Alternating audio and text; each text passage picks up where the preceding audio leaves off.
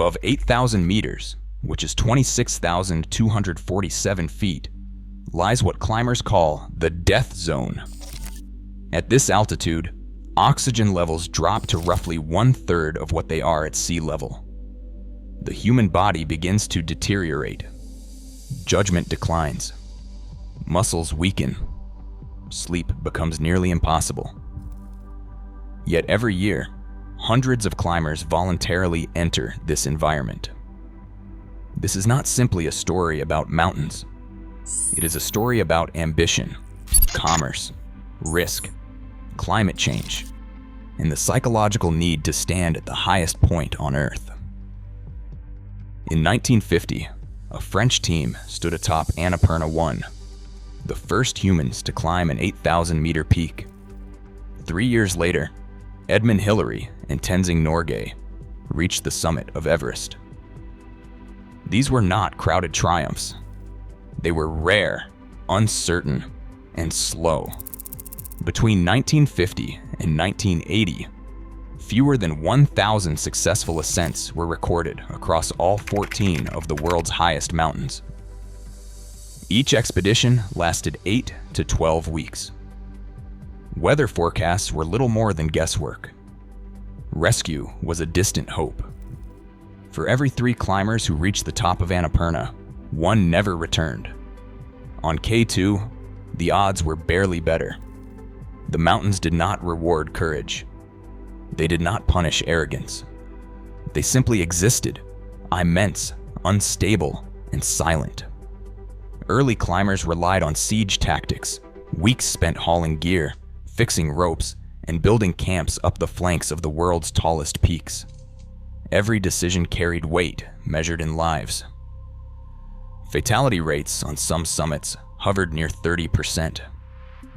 Most who tried, failed. These were not guided adventures. They were acts of endurance and luck, attempted by a handful of elite mountaineers and their Sherpa partners. The line between success and tragedy was thin and always shifting. By the end of this era, the number of people who had stood above 8,000 meters was less than the crowd at a small-town football game. The high Himalaya remained a place where ambition was checked by risk, and where survival was never guaranteed. By the early 1990s, the high Himalaya opened to a new kind of climber. Not just athletes or explorers, but paying clients, men and women willing to spend $40,000 to $65,000 for a guided shot at the summit. Guiding companies promised structure, safety, and a chance at glory. The business model was simple: fixed ropes, staged oxygen, experienced leaders, and Sherpa support. For clients, the investment was immense: $50,000 or more for a single attempt. For guides, the stakes multiplied. Every client represented both revenue and risk. The numbers grew. Expeditions that once counted success in single digits now fielded teams of 20, 30, even 40 climbers. Some had experience on big mountains. Many did not. The summit became a product, marketed, scheduled, and delivered on a tight weather window. The line between guide and gatekeeper blurred. Safety margins narrowed. In May 1996, a sudden storm near Everest's summit turned this new reality into disaster. 8 climbers died in less than 24 hours. Delays at the Hillary Step, bottlenecks on fixed ropes, bottled oxygen running out, guides forced to choose between their own survival and their clients' hopes. The mountain did not care about contracts or client lists. The cost was measured in lives. The 1996 disaster exposed the fragility beneath the commercial promise. More people could reach the top, but more could die trying.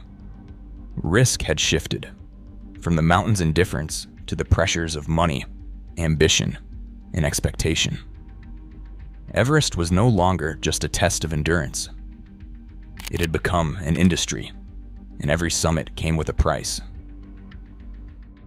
By 2023, Everest had logged more than 11,000 summits. The mountain that once saw a handful of climbers each year now draws hundreds every season. In May alone, Nepal issued 478 permits for the south side, a record. Each permit is more than paperwork. It is a ticket to the world's highest bottleneck. The summit window is brief, 5 to 10 days, if the winds relent. When the forecast clears, hundreds move at once. The result is a human traffic jam at 8,800 meters, where the body is running on borrowed time. Oxygen runs low. Each minute spent waiting in line is paid for in exhaustion. Some climbers spend hours clipped to a single rope, unable to pass, forced to stand still as their tanks run dry. In 2019, 11 climbers died on Everest. Not in storms or avalanches, but after hours stranded in the queue above the Hillary Step. Some collapsed from exhaustion. Some ran out of oxygen. Others made fatal mistakes in the final push or on the descent, too depleted to think clearly. The cause was not just the mountain, it was the crowd. The hazard is man-made. Permits drive volume. Volume creates delay. Delay, at this altitude, is deadly. On Everest, the line between ambition and survival is measured not in meters, but in minutes. For many, the mountain's greatest danger is no longer the cold or the wind. It is the weight. The mountains are changing, not just in the number of climbers, but in the very ground beneath their feet. The Himalayas are warming at more than twice the global average. Since the 1990s, glaciers have begun to lose mass at an accelerating rate. What was once solid ice is now a shifting maze. On Everest, the Khumbu icefall, already the most unstable section, has become even more unpredictable. Seracs collapse without warning. Snow bridges thin and vanish. In spring, where climbers once found hard-packed snow, they now find running water and exposed rock. The ice that once glued the mountain together is melting away.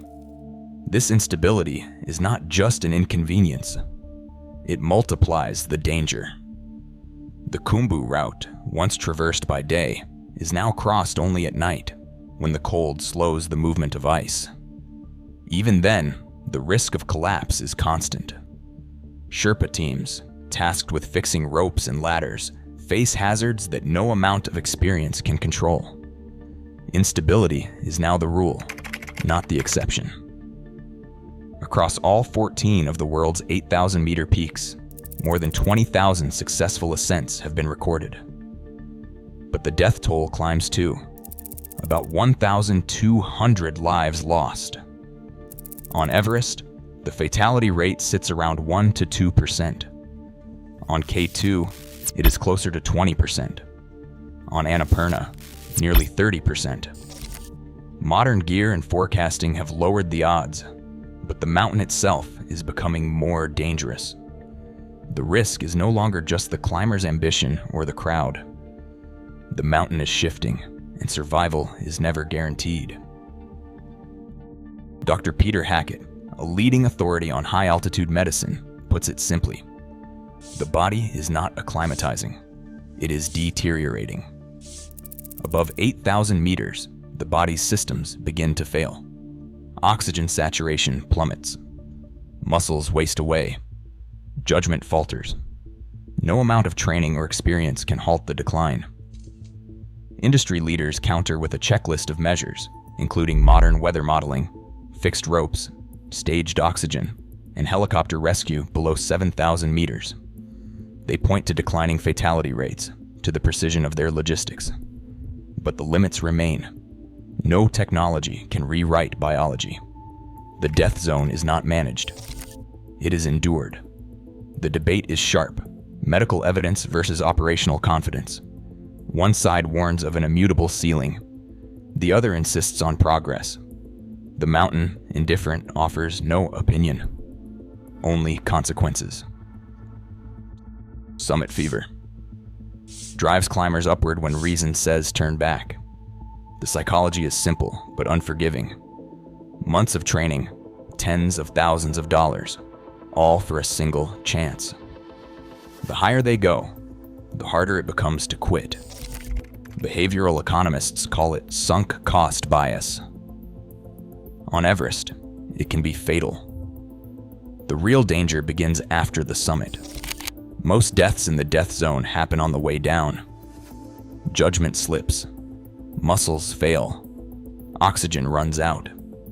Each step is slower, less certain.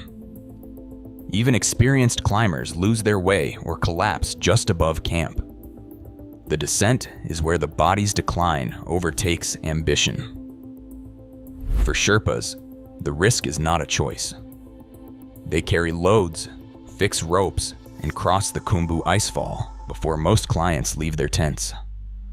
Of Everest's 339 recorded fatalities, 128 occurred during route preparation, nearly all Sherpas. The burden is unequal. The cost, measured in lives, is too often paid by those who make others' dreams possible.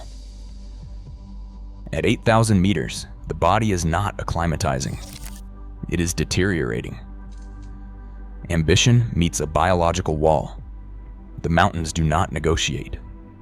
Because it's there remains the answer, even as survival grows less certain. Some thresholds tempt us, but not all who cross them return. Share your thoughts below.